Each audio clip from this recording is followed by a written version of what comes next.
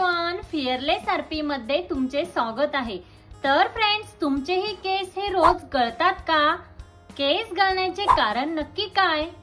तर आजच्या व्हिडिओमध्ये आपण हेच बघणार आहोत की केस आपले रोज का गळतात किंवा तुमचेही केस जर रोज गळत असतील तर त्या केस गळण्यामागचे कारण काय किंवा त्या केस गळण्यावर उपाय काय हे आपण आजच्या व्हिडिओमध्ये बघणार आहोत।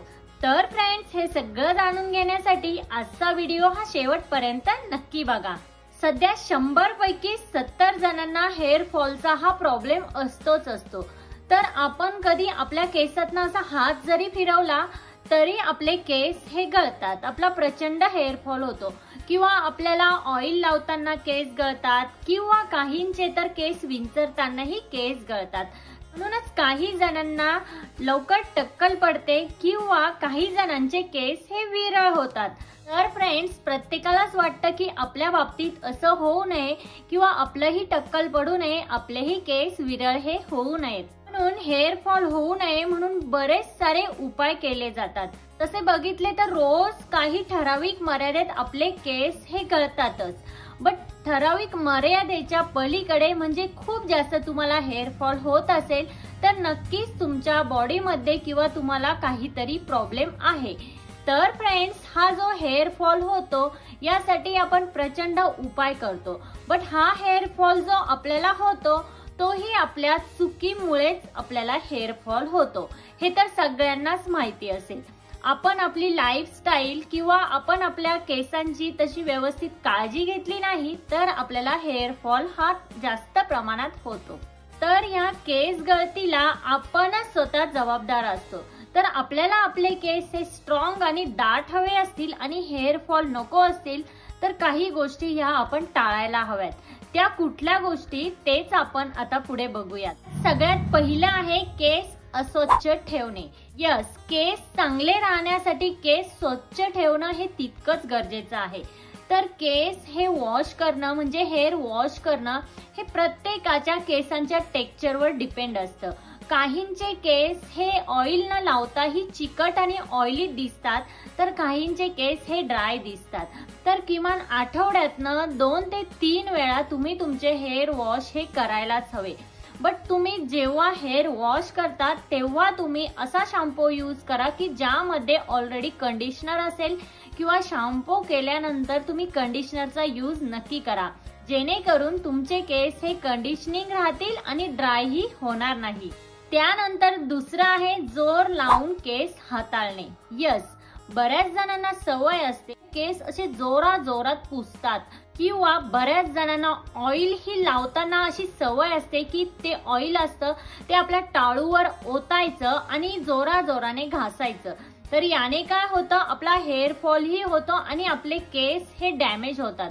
त्यामुळे केस हे हळुवारपणे हाताळणे खूप गरजेचं असतं। तर फ्रेंड्स, तुम्ही जेव्हा हेअर वॉश करता तेव्हा तुमच्या केसांमध्ये जर गुंता झाला तर तुम्ही तिथेही मोठ्या दाताचा कंगवा हा यूज करणं खूप गरजेचं आहे। त्यामुळे तुमचे केस हे अलगदपणे हळुवारपणे तुमचा गुंता हा निघून जाईल आणि तुम्ही जर त्याच ठिकाणी जर छोट्या दातांचा कंगवा यूज केला तर त्याने तुमचे केस प्रचंड तुटतातही आणि तुमचा हेअर फॉल ही होतो। म्हणूनच कंगवा सुद्धा वापरताना विशेष अशी काळजी घेतली पाहिजे। त्यानंतर तिसरा आहे योग्य आहार घेणे। यस, आपण जेव्हा योग्य आहार घेतो म्हणजे आपण जेव्हा इंटरनली आतून जितका आहार घेतो तितकंच आपलं सौंदर्य हे चांगलं टिकून राहतं। त्याशिवाय आपण जर बाहेरचे कितीही महागडे प्रोडक्ट यूज केले आणि आपला डाएट आपण व्यवस्थित ठेवलं नाही तर आपलं केसांचं सौंदर्य हे टिकून राहत नाही। त्यासाठी तुम्हाला व्यवस्थित डाएट घेणं ही खूप गरजेचं आहे।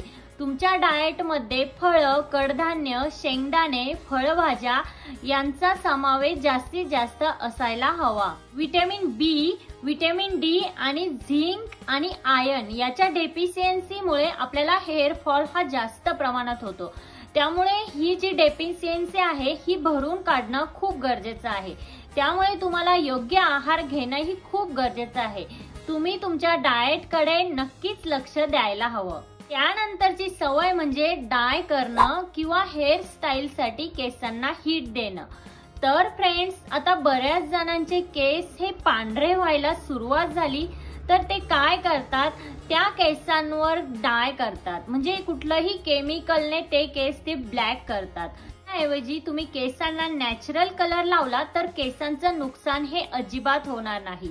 तुम्ही जेव्हा हेअरस्टाईल करता, तुम्ही जेव्हा तुमच्या केसांना हीट देता, तेव्हाही तुमच्या केसांचं हे खूप नुकसान होतं आणि तुमचे केस हे डॅमेज होतात. ज्यांचे केस हे स्ट्रेट असतात त्यांना ते कर्ली हवे असतात आणि ज्यांचे केस हे कर्ली असतात त्यांना ते स्ट्रेट करायचे असतात.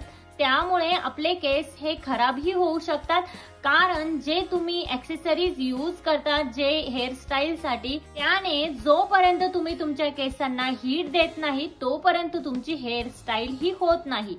त्यामुळे हेअरस्टाईल आणि हेअर डायचा वापर हा कमीत कमी करा. शक्यतो नॅचरल गोष्टी ह्या आपल्या केसांसाठी यूज करायला सुरुवात करा.